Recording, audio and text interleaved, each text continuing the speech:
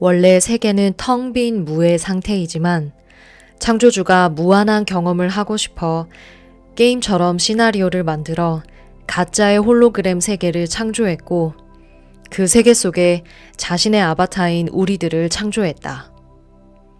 비록 망각하고 태어났으나 인간은 자신의 생각으로 현실을 창조할 수 있는 권능을 가진 창조주이다. 우리는 자기 자신으로 착각하는 생각들을 집착하고 그 생각들을 현실에서 형상화시키며 살아간다. 하지만 우주의 근본 법칙은 대극의 성질을 띠는 것으로 나는 사랑받는 사람이야 같은 좋은 생각을 집착하며 붙드는 만큼 나는 사랑받지 못하는 사람이야 같은 부정적인 생각은 무의식에 억눌려 쌓이게 되며 결국 그 부정적인 생각이 현실에서 지속적으로 튀어나와 형상화되어 그것이 가짜인지도 모르고 그것이 내가 만들어낸 것인지도 모르고 고통의 바다에 빠져 살아가게 된다. 또한 내 주변의 모든 사람은 나의 억눌린 무의식을 비춰주는 거울이며 그들을 통해 해결해야 할 나의 억눌린 생각과 감정이 무엇인지 알게 된다. 원래 창조주는 즐거운 놀이로서 삶의 시나리오를 만들었으나 인간이 에고적인 집착에 빠져 창조주의 게임에 끼어들어 게임을 망쳐버렸다. 내가 원하는 삶을 창조하며 살아갈 방법은 거울 명상을 통해 나 자신이 본래 텅 빈 마음, 즉 창조주라는 사실을 잊지 않고 자신이 에고적으로 붙들고 있는 생각, 감정, 몸, 그리고 이 세계 전체가 가짜라는 것을 인지하는 것, 그리고 억누르고 싶은 수많은 부정적 감정과 생각들을 받아들이고 충분하게 느껴주면 억눌려 있던 감정들이 풀려나고 긍정적인 감정과 현실로 전환된다.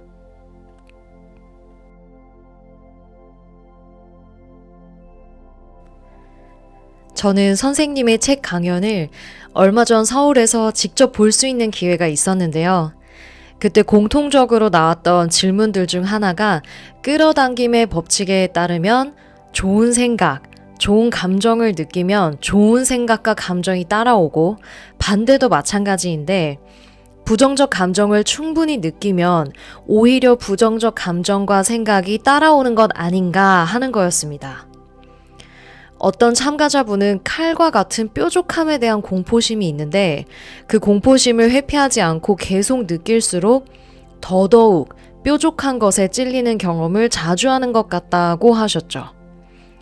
선생님은 먼저 흔한 자기계발서에서 말하는 끌어당김의 법칙에 대한 무조건적인 수용을 비판적으로 바라봐야 한다는 얘기를 하시며 좋은 생각을 계속 붙드는 만큼 부정적인 생각이 억눌려 언젠가는 튀어오르게 되어 있으며 좋은 생각과 반대되는 부정적인 생각을 동시에 받아들이면 플러스와 마이너스가 서로 상쇄되어 사라지며 텅 빈 상태, 즉 창조주가 무한한 현실을 원하는 대로 창조할 수 있는 상태가 된다고 하셨습니다.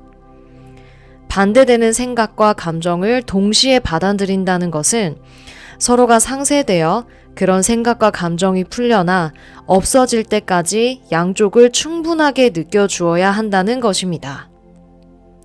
또 다른 질문은 부정적인 감정을 충분히 느껴주면 정말 부정적인 상황에서 벗어날 수 있는가 하는 문제였습니다. 선생님은 부정적인 상황에서 분명히 벗어날 수 있다. 다만 감정을 충분히 느껴주고 그 감정이 사라지면 부정적인 상황이 정말로 부정적인 상황이었는지 다시 바라보게 된다고 하셨죠. 한마디로 감정의 해소가 현실을 변화시키기도 하지만 그 현실에 대한 나의 인식을 변화시키기도 한다는 뜻이었습니다.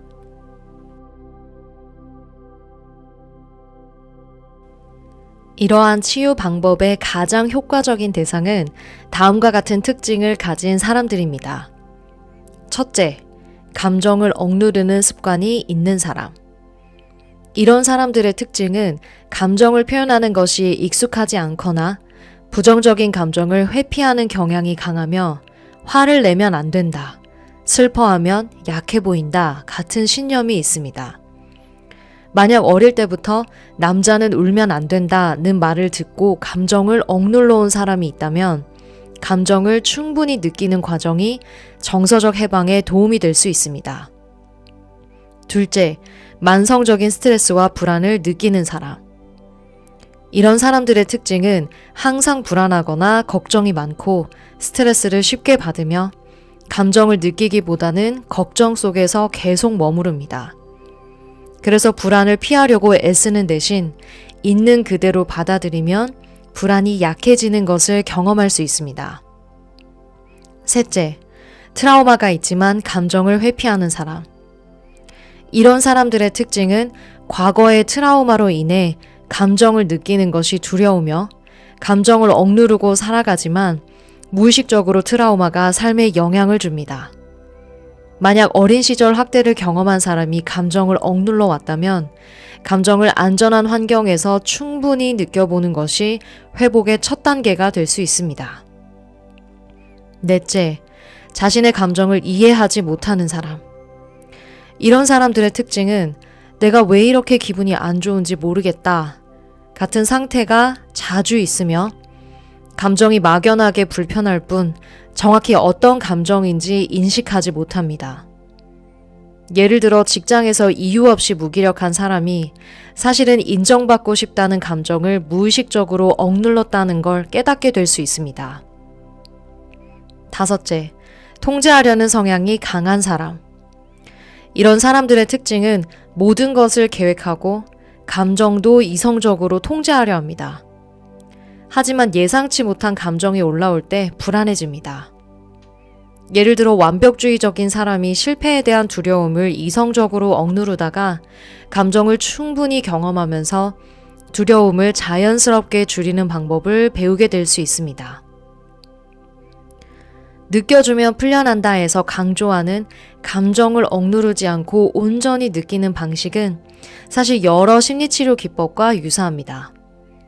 대표적인 몇 가지가 레슬리 그린버그의 감정 중심 치료, 스티븐 C. 헤이스의 수용 전념 치료, 피터 레빈의 소매틱 익스피리언싱, 존 카바진의 마음 챙김 기반 치료입니다. 이 심리 치료 기법들과의 공통점은 감정을 억제하지 않고 충분히 느끼는 것이 해방과 치유의 핵심이라는 점인데요. 책 내용과 가장 큰 차이점은 감정을 단순히 충분히 느끼는 것 이상으로 이 감정과 내 눈앞에 펼쳐진 이 세계가 홀로그램 세계의 환영일 뿐이며 내가 만들어낸 가짜에 지나지 않는다는 것을 완전히 인지하는 것으로 확장한 것에 있습니다.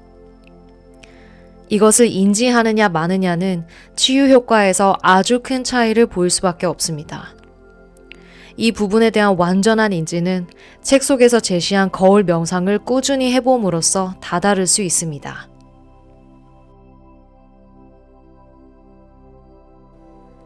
책에서 제시하는 치유 기법은 근본적인 효과를 가져오지만 한계점도 명확히 있습니다. 가장 큰 부분은 감정은 사라지지만 문제는 남아있다는 겁니다. 감정을 충분히 느껴서 해소된다고 해도 그 감정을 유발한 환경, 인간관계, 사회적 조건은 변하지 않습니다. 예를 들어 직장에서 상사가 부당한 대우를 해서 분노가 쌓였다고 합시다. 그 분노를 충분히 느끼고 해소한다고 해도 상사가 계속 똑같이 행동하면 다시 감정이 유발될 수 있습니다. 그렇기 때문에 감정을 느끼는 것뿐만 아니라 행동을 통해 환경을 바꾸는 과정도 필요합니다. 예를 들어 직장 내 갈등을 해결하려면 대화를 시도하거나 필요하면 직장을 옮기는 것도 방법이 될 수 있습니다.